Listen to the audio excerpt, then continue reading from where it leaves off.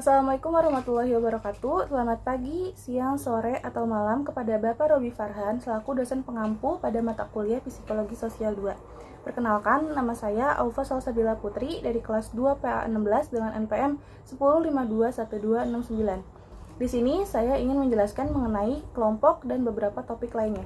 Topik yang pertama akan saya bahas adalah pengertian kelompok menurut beberapa ahli.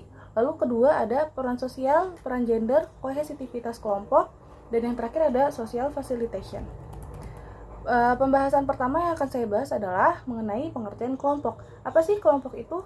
Kelompok adalah sekumpulan orang yang mempunyai tujuan bersama yang berinteraksi satu dengan yang lain untuk mencapai tujuan bersama, mengenal satu dengan yang lain, dan memandang mereka sebagai bagian dari kelompok tersebut. Di sini saya juga akan menjelaskan pengertian kelompok menurut beberapa ahli dengan yang saya ambil dari menurut Homans, menurut Ahmad S. Ruki, menurut Muzaffer Sherif, dan yang terakhir ada menurut De Vito. Saya akan menjelaskan pertama dari menurut Homans. Menurut Homans, kelompok adalah sejumlah individu berkomunikasi satu dengan yang lain dalam jangka waktu tertentu yang jumlahnya tidak terlalu banyak, sehingga tiap orang dapat berkomunikasi dengan semua anggota secara langsung. Lalu yang selanjutnya ada menurut Ahmad S. Ruki. Menurut Ahmad S. Ruki, kelompok adalah sejumlah orang yang berhubungan atau berinteraksi antara satu dengan yang lainnya, yang secara psikologis sadar akan kehadiran yang lain dan menganggap diri mereka sebagai suatu kelompok.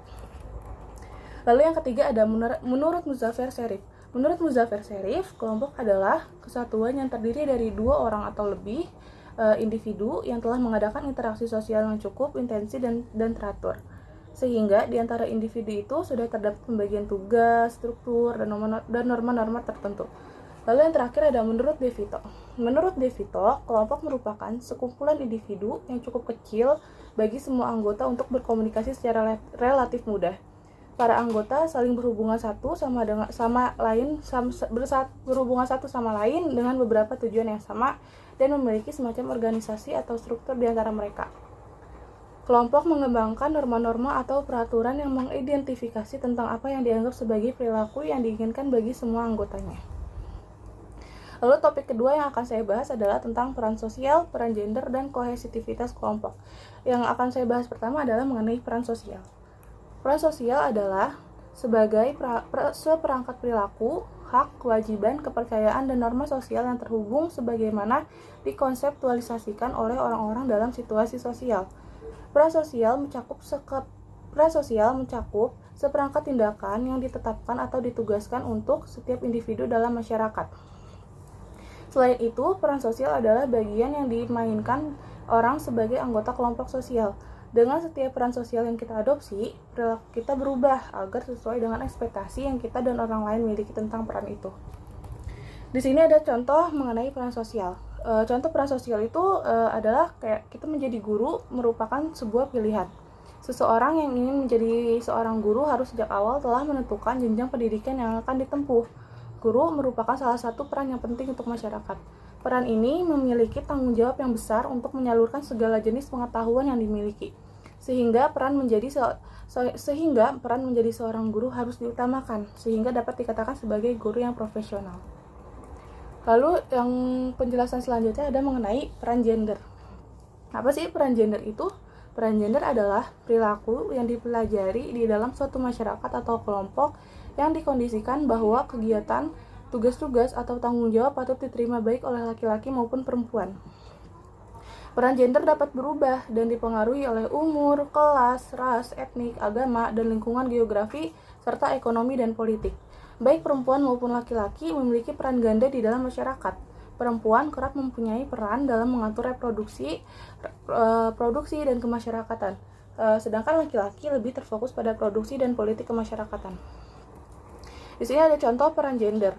Sebagai hasil bentukan sosial, peran gender dapat berubah-ubah dalam waktu, kondisi, dan tempat yang berbeda, sehingga peran laki-laki dan perempuan mungkin dapat dipertukarkan. Seperti mengurus anak, mencari nafkah, mengerjakan pekerjaan rumah tangga, seperti memasak, mencuci, dan lain-lain adalah peran yang bisa dilakukan oleh laki-laki maupun perempuan, sehingga bisa bertukar tempat tanpa menyalahi kodratnya. Lalu ada penjelasan mengenai kohesivitas kelompok.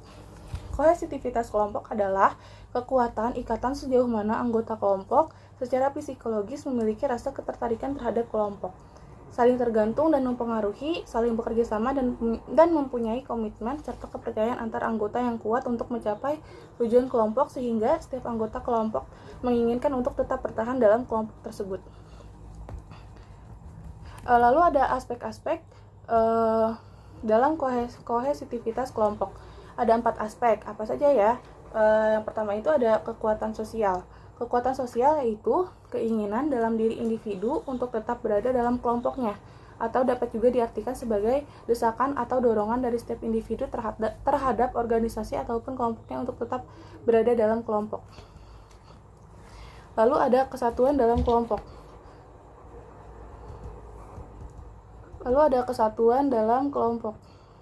Kesatuan dalam kelompok adalah perasaan saling memiliki terhadap kelompoknya dan memiliki perasaan moral yang berhubungan dengan keanggotaannya dalam kelompok. Kesatuan dalam kelompok juga dapat diartikan sebagai kumpulan manusia yang memiliki kesadaran bersama akan keanggotaan dan saling berinteraksi. Kelompok diciptakan oleh anggota masyarakat. Kelompok juga dapat mempengaruhi perilaku para anggotanya. Lalu yang ketiga ada daya tarik. Daya tarik, individu akan lebih tertarik melihat dari segi kelompok kerjanya sendiri daripada melihat dari anggotanya secara spesifik. Daya tarik ini dapat berupa semangat kerja yang dimiliki kelompok sehingga akan berdampak positif terhadap perkembangan dan keberlangsungan kelompok tersebut untuk dapat mencapai tujuannya. Lalu yang terakhir ada kerjasama kelompok.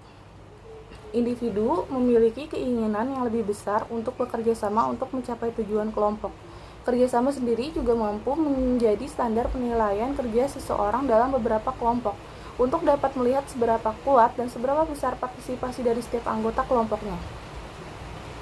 Lalu ada contoh dari kohesivitas kelompok. Contohnya itu PT Sejahtera terkenal sebagai kelompok yang solid. Hal tersebut sudah banyak diketahui semua orang yang ada di wilayah Jawa. Manajernya pernah memaparkan penyebab mereka bisa solid, ialah karena komunikasi yang terjalin di antara mereka itu tidak pernah putus. Lalu pembahasan terakhir ada mengenai social facilitation. Social facilitation adalah dampak kinerja yang berasal dari orang lain atau meningkatnya kecepatan reaksi tubuh seseorang dikarenakan adanya kehadiran orang lain di sekitar. Dengan meningkatnya kecepatan reaksi, maka sudah tentu produktivitas seseorang akan makin meningkat. Orang lain menyebabkan individu menjadi merasa didukung dan dikuatkan, tapi keberadaan orang lain juga dapat menghambat efektivitas seseorang dalam menyelesaikan tugasnya.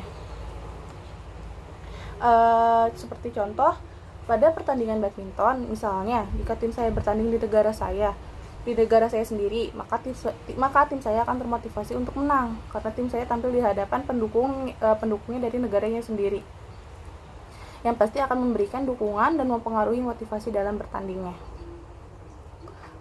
Lalu ada lagi penyebab timbulnya fasilitas sosial yang dipengaruhi oleh 3 faktor. Yang pertama itu ada awareness. Awareness itu diartikan ketika kehadiran orang lain membuat kita lebih siaga. Contohnya, seorang dosen yang sedang memantau atau mengawasi pelaksanaan ujian sehingga mahasiswa menjadi lebih siaga dalam mengerjakan ujiannya. Lalu yang ketiga ada evaluation apprehension, yang diartikan sebagai kehadiran orang lain membuat kita lebih peduli akan penilaian orang lain terhadap diri kita sendiri.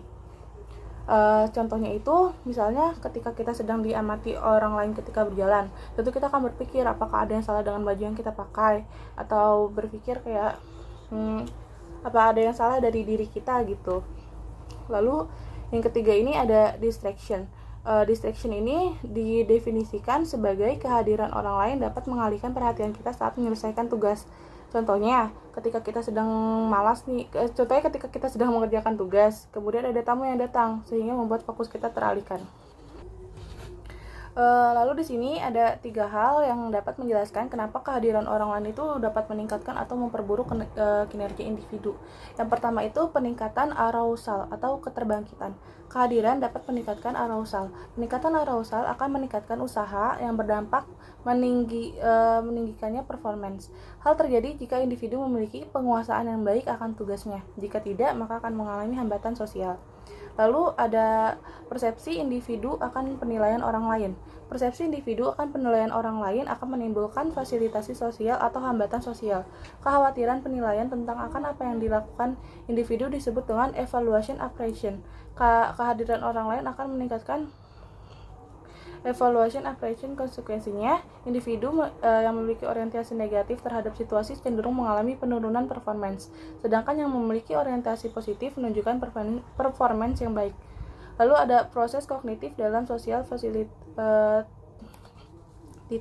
Proses kognitif dalam sosial fasilitas yaitu distraction conflict theory. Teori ini menjelaskan bahwa kehadiran orang lain akan menimbulkan dua konflik pada individu, yaitu perhatian terhadap tugas dan perhatian terhadap penilaian audiens.